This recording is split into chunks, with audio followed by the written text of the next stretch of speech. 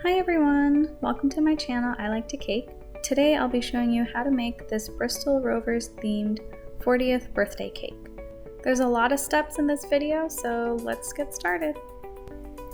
The first thing we want to do is make the small decorations that are going to go on top. It's easy to get this out of the way in the beginning, but also part of the reason I do this is so that they can dry and harden a little bit. It just makes them a little bit easier to place on the cake. Now, if you're not putting the decorations on a totally flat surface, you don't want to make this too far ahead of time because if it gets too dry and hard, you won't be able to mold it to the surface of your cake.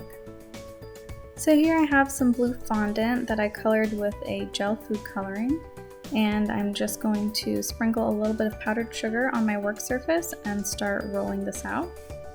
When you're rolling out fondant, make sure you check every so often that it's not sticking to your surface and add a little more powdered sugar if you need to so that it doesn't stick. You can also dust the top with powdered sugar or dust your rolling pin with powdered sugar if the top is starting to stick to your rolling pin. As you're rolling out your fondant, if you see little air bubbles, just take something sharp and prick them a little bit to release some of that air. As you continue rolling it out, you shouldn't see the air bubbles anymore. You may have noticed that I have these guides at the end of my rolling pins. This just helps me keep a uniform thickness when I'm rolling it out. I also am using my thinnest guides right now. It's about 1/16 of an inch. So that's how thin you want to roll out your fondant. And if you don't have these guides, just try to estimate 1/16 of an inch and try to keep it even when you're rolling it out. Sorry, I forgot to film the first few things that I cut out, but what you can see is that I've cut out the triangle that goes in the center of the 4 for the 40, and then I cut out some of the circles from the Bristol Rovers logo.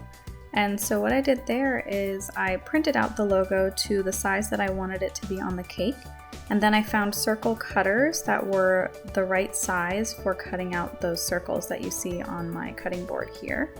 And then for the inside of that circle, it's a blue and white checkerboard. So from the inner circle, I just cut it into 4 quarters. And later I'll show you that I do the same with some white. What I'm cutting out right now is the shorts that goes on top of the cake. I started by kind of scoring the outline by just very lightly pressing down with my X-Acto knife. And by the way, this is just a normal X-Acto knife, however I cleaned it very well with dish soap before using it on the fondant. And this X-Acto knife I use for only fondant, I don't use it for anything else. Now I'm going to follow a similar process to score the outline of the socks that go on the cake, and then I'll cut it out.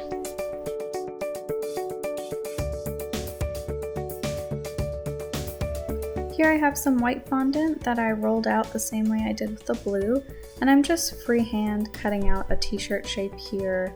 You could also print out a t-shirt shape and use that as your guide to cut this out. Once I cut it out of the fondant, I wasn't really happy with the neckline, so I went back and kind of cleaned that up a little bit.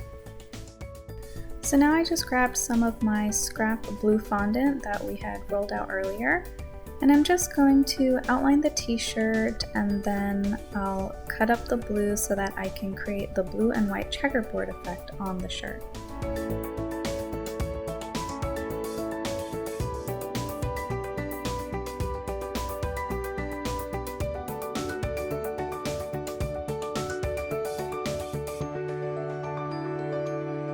To stick the blue pieces down to our white shirt, just get a little bit of water and dab your finger in it, and that's going to act as our glue. And then just glue on your pieces.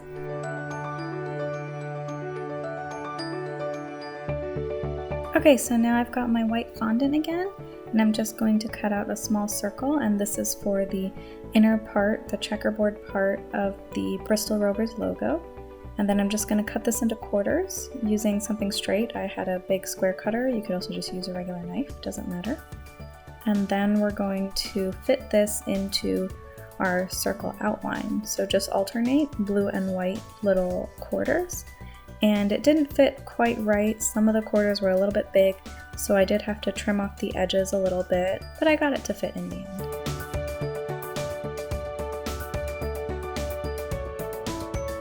Now for the last make-ahead decoration component, I have some white fondant here and I'm just rolling it out to make the scarf. So So you want this to be kind of skinny and long. And then just cut the edges to clean them up and make them straight. Then we want to roll out and cut the same shape of blue. And it doesn't have to be quite as long as the white because we're just going to cut some squares and kind of space them out. But you want to measure out the same thickness.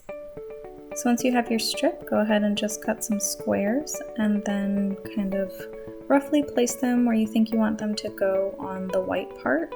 It really helps if you kind of place things before you stick them down in case you need to trim anything or just to make sure it's all in the right place. And just like before, we're just going to use some water as our glue, and then we'll glue down the blue squares on top of the white strip.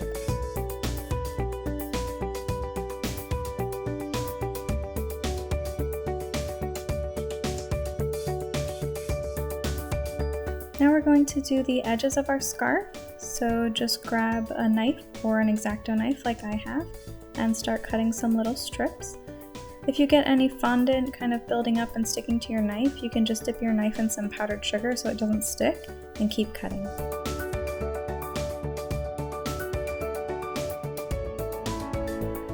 Now I have some leveled off cake, and this is half of a 9x13 cake. And I've laid some plastic wrap over the cake just to protect it from the paper, since this is just regular printing paper, it's not necessarily food safe. So I'm sort of scoring the outline on the cake basically with this dull knife. But if you use like parchment paper or something for the numbers, then you could just put it directly on the cake and cut all the way through.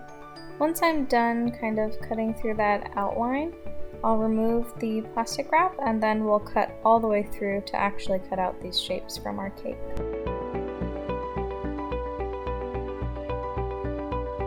Now I'm just going to use a cake cutting tool and cut each of my numbers in half so that I end up with 2 layers. Spread a little bit of icing on the cake board where we want each of the numbers to go. This will just help the cakes stick to the cake board so they don't slide around. And then place each number on top and adjust it if necessary. Then we'll spread some icing on top of each number and then place the other layer of cake on top of that. Since this cake is going to be covered in fondant, we don't necessarily need a very thin crumb coat layer and then another layer of icing on top of that. What I'm doing here is just a crumb coat but a little bit thicker, so we do want to seal in the crumbs and we also want to try and smooth out the edges. But we also want to try and have kind of a whiter surface without too many crumbs in it to lay under the fondant in case the fondant is kind of thin. So the easiest way to do this is to use a piping bag to pipe frosting on around the sides, and then once the whole cake is mostly covered, we'll go in and smooth it all out.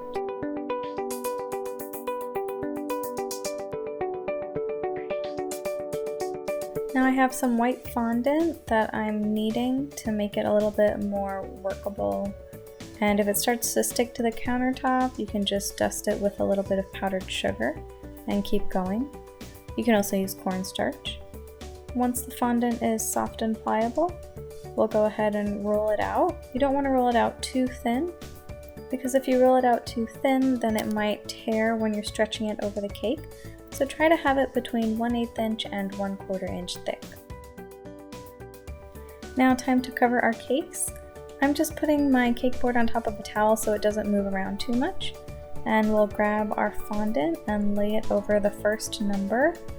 Try to make sure that the top is flat so that you don't have any air pockets getting stuck while you're smoothing out the sides.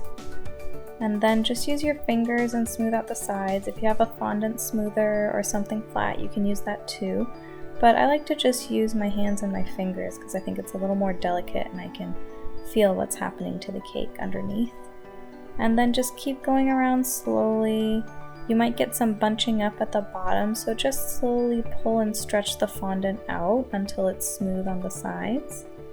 Once we've finished smoothing it all out, go in with an X-Acto knife or just a small knife and cut around the edges. And then if you need to, you can smooth out the edges and neaten them up like I'm doing here. Then we're going to go ahead and repeat this process with the second number.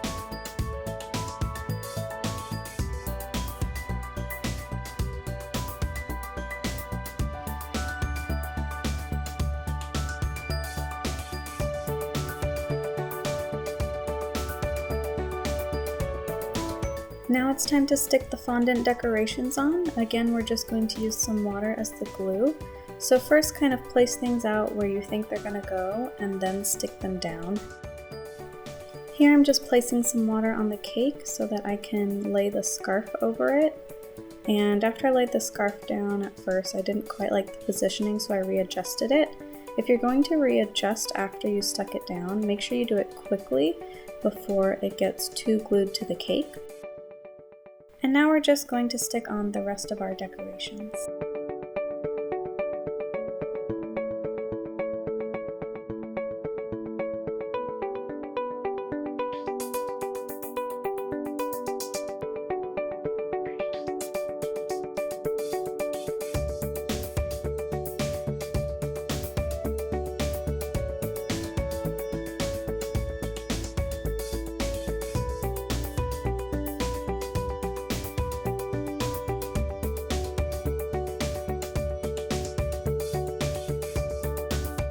So now I have the more intricate details of the Bristol Rovers logo to do. So I have a printout of the man in the logo, and I'm just very lightly scoring around it with my X-Acto knife to get an outline. I'm going to fill this in with black buttercream once I'm done scoring. So now I have the black buttercream, and I just put it in a piping bag without any piping tip and cut a very small hole at the end. And I'm using my outline and just filling it in.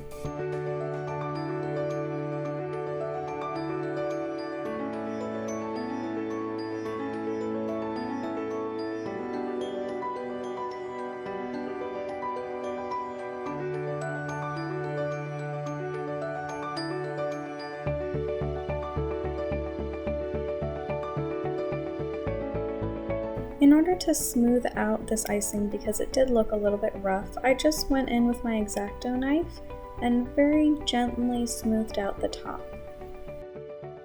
For the soccer ball, I just took a small ball of white fondant and flattened it out with my fingers, and then I stuck it down. And then I'm going to go in with my black buttercream again and just draw the detail onto the soccer ball. Now I'm going to go in and do the yellow details. So there are some details on the man, and I just followed my printout for that. And then I also went in and used the same yellow buttercream to do the writing around the ring of the logo.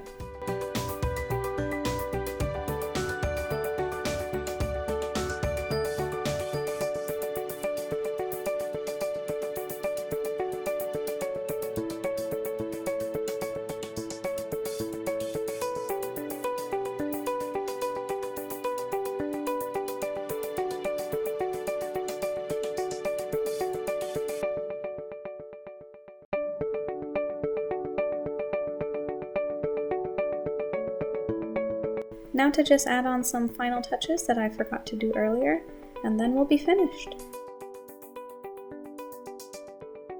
And there you have it. There is our Bristol Rovers number 40 cake. I hope you enjoyed this video. If you make this cake or use any of the techniques in it, I'd love to feature your pictures in one of my next videos, so send me an email at iliketocake.baker@gmail.com. Thanks for watching!